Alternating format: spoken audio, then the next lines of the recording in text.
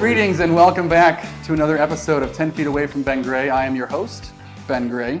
Joining us this week is President Matt West. Really? Thank you so much. We're going to go that route already. Us, Mr. President. Should I be standing? I should probably... No, it's okay if I sit. Can you stand? Do you have your cord? Is it going to like choke you? It might choke me out a little. No, I went through the lower.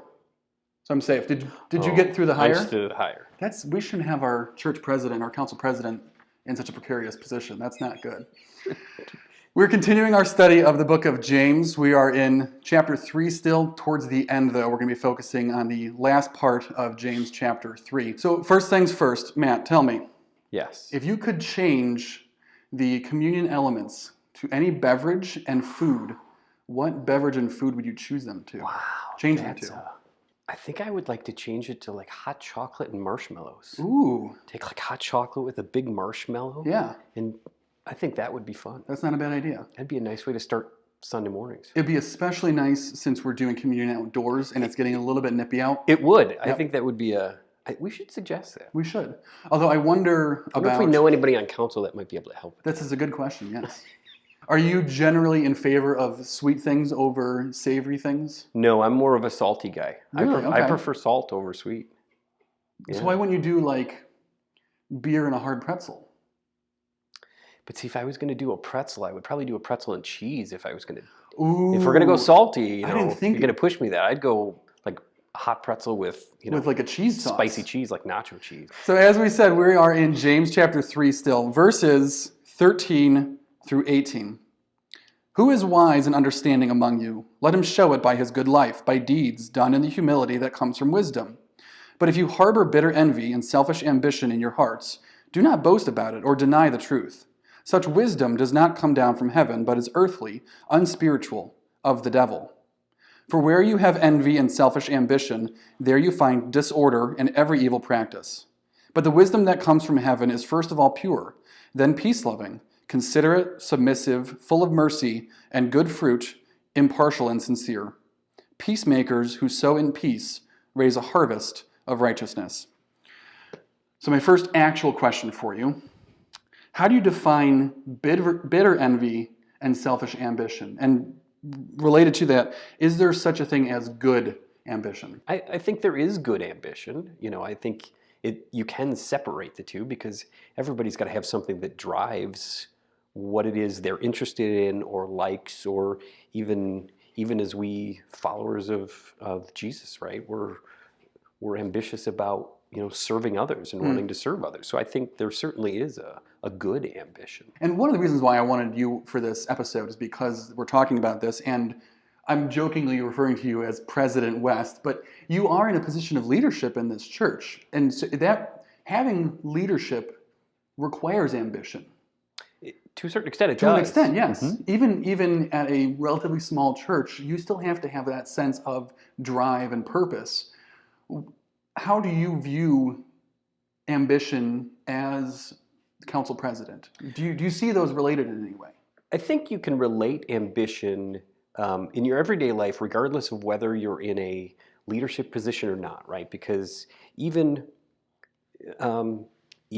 everyone watching this today, right? At some point, you're in a leadership position, whether you're in a small group leading a discussion, one-on-one with a friend. It's your actions that are showing other people and showing your leadership, right? You lead by the actions that you have. So, you can always be leading. You're always leading. It's not about your position as much as... No, absolutely. It's about, how you are leading by your actions. And it's happening throughout your day, regardless of what position you're in. And you're never the smartest person in the room.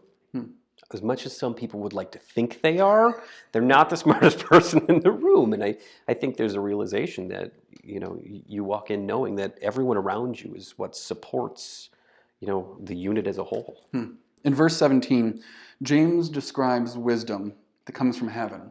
Mm-hmm. And he says, it is first of all pure. Yes. What do you think of? I mean, what does James mean by this? What do you think of when you hear wisdom from heaven is first of all pure? So I'd like to think we've all been taught to think, right? We're living by God's example, right? We're children of God. We're living by God's example, and our ultimate hope is to live the best that we can to His example. But I think the realization is we're imperfect, right? And to James's kind of discussion there, purity of wisdom from heaven, I think is very difficult to obtain because I think the standard is so high, you Yes. know.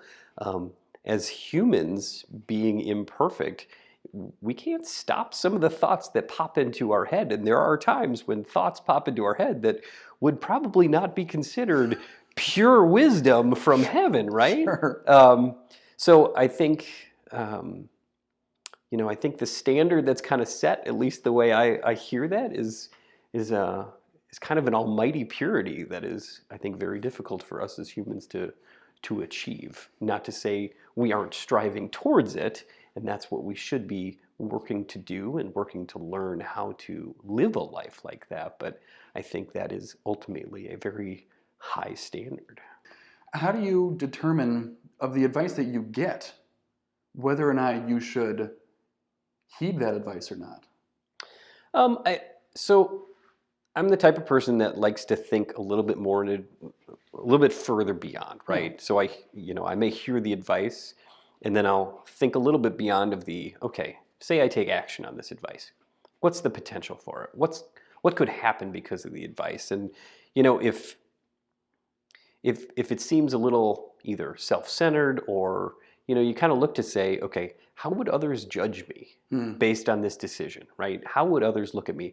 And it's not so much of I'm trying to make everybody else happy, but would others judge me as the type of person that is looking out for others or is looking out only for themselves, And I try and look through a filter like that.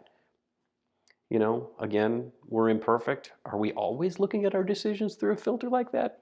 Certainly not. But when you get advice, you always, it's kind of like reading something on the internet. You can't always believe what's on the internet. Abraham Lincoln said that. Right. Right. While he was riding on his horse, he was texting. But you always have to be careful with the advice or the wisdom that you're receiving. Yeah.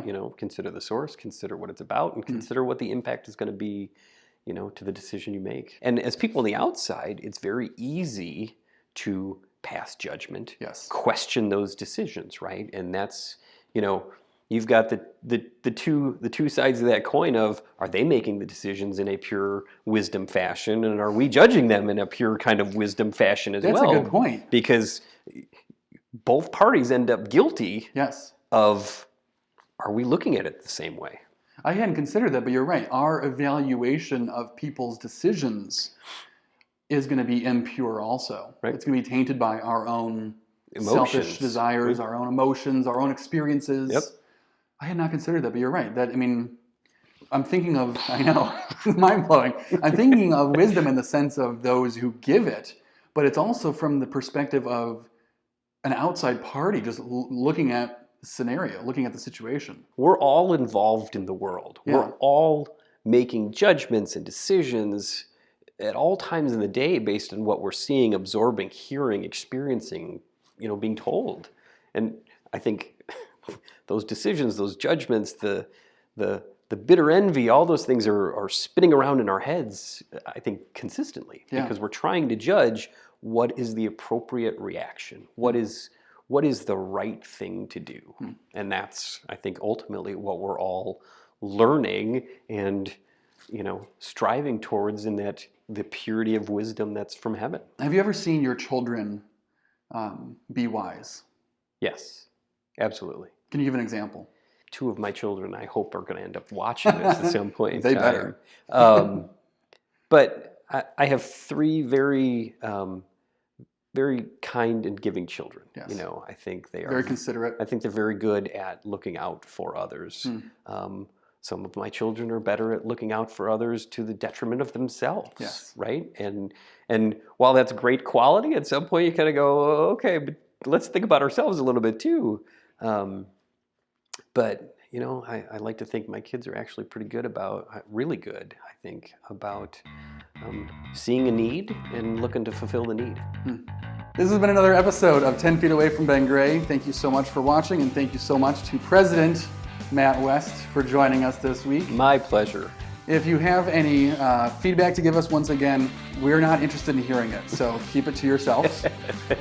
Directed all at him. Nope, I don't want any of that. Don't forget to check out the materials that come with the video, including the questions and the text from Scripture. We hope to see you next week.